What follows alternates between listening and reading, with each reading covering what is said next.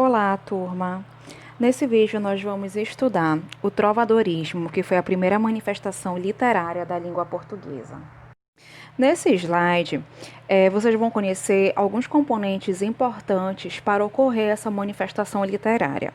O primeiro é o trovador, que é um membro da nobreza ou do clero, era o autor da letra e da música das composições que executava para o seleto público das cortes. O jogral é o cantor de origem popular, raramente compunha, limitando-se a executar as composições dos trovadores.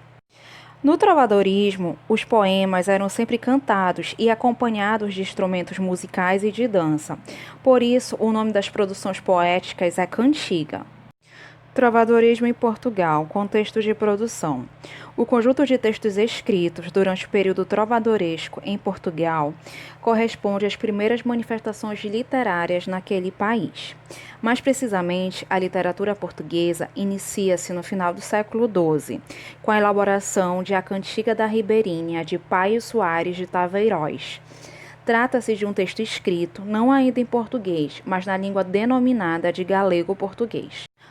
O trovadorismo corresponde à primeira fase da história de Portugal e está intimamente ligado à formação do país como um reino independente.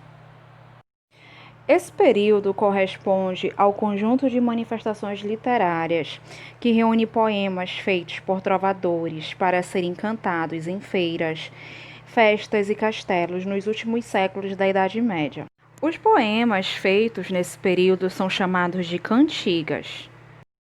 Características gerais da linguagem das cantigas.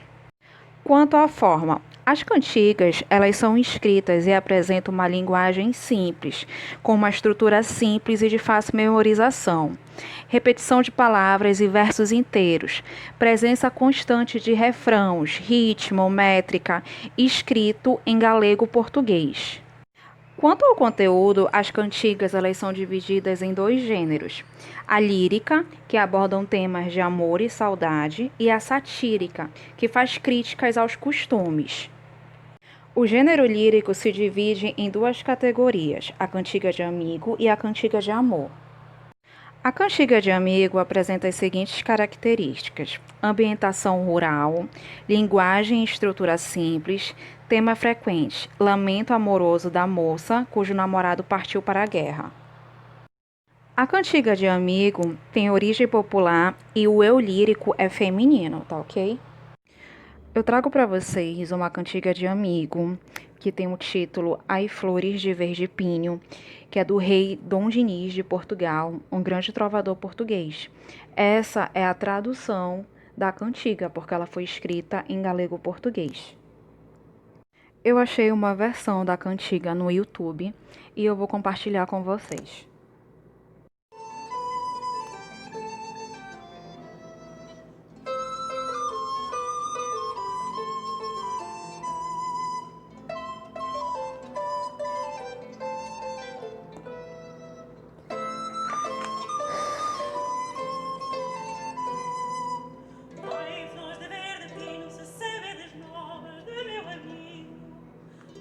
Flores de verde fino, se sabe das novas de meu amigo.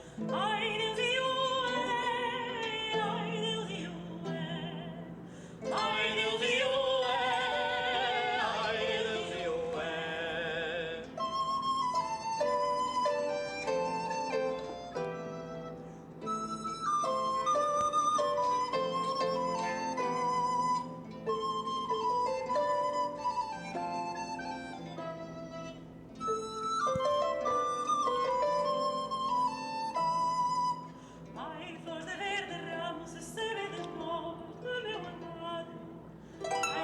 De verde ramo se saber das novas de meu amado.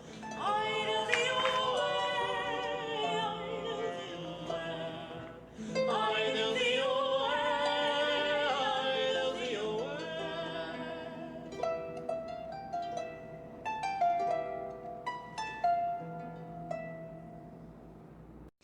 Trata-se de uma cantiga de amigo, onde a mulher fala do seu amado com as flores, fala a respeito de um encontro que ela teria combinado com ele, e as flores respondem dizendo que o amado cumprirá com o que ele prometeu.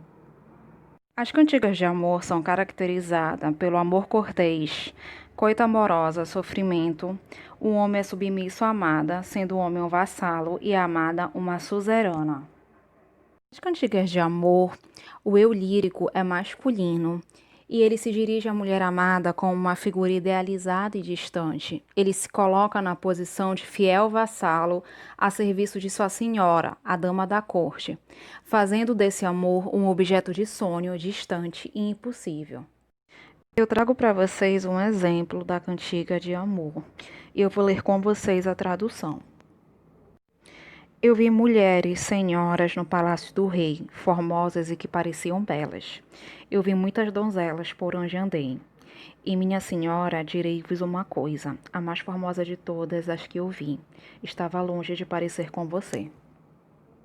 A principal característica dessa cantiga é a mulher amada como uma figura idealizada e distante, pelo vassalo.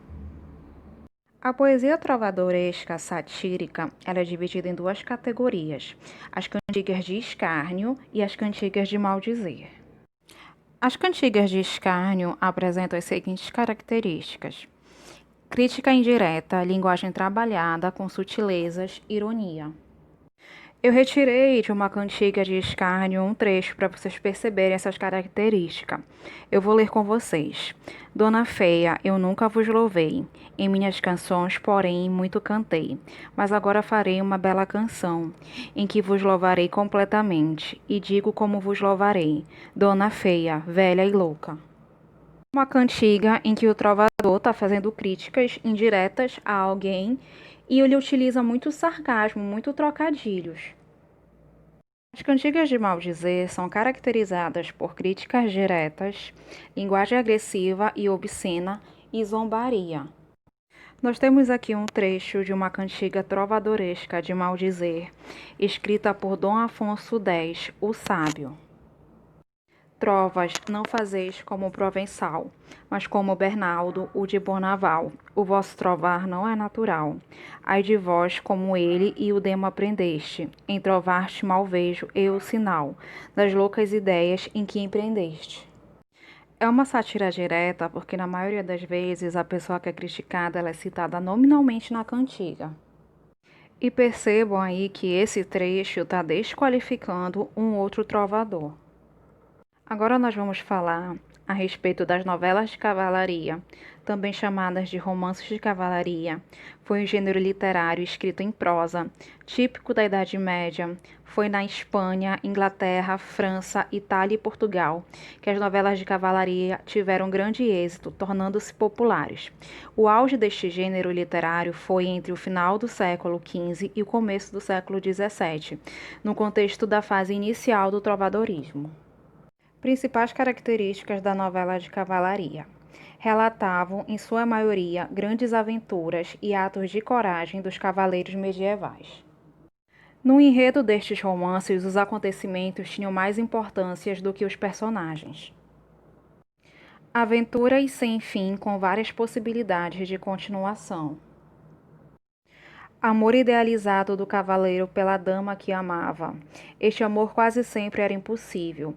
As histórias costumavam terminar de forma trágica, sem um final feliz.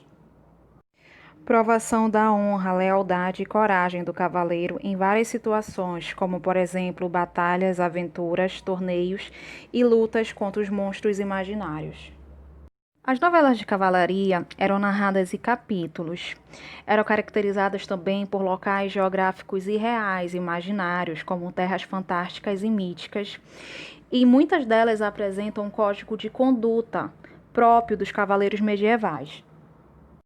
Um exemplo de uma novela de cavalaria é O Rei Arthur e os Cavaleiros da Távola Redonda. Existem outras, mas eu acho que essa é a mais conhecida. Bem, turma, com isso eu finalizo o assunto e até o nosso próximo encontro.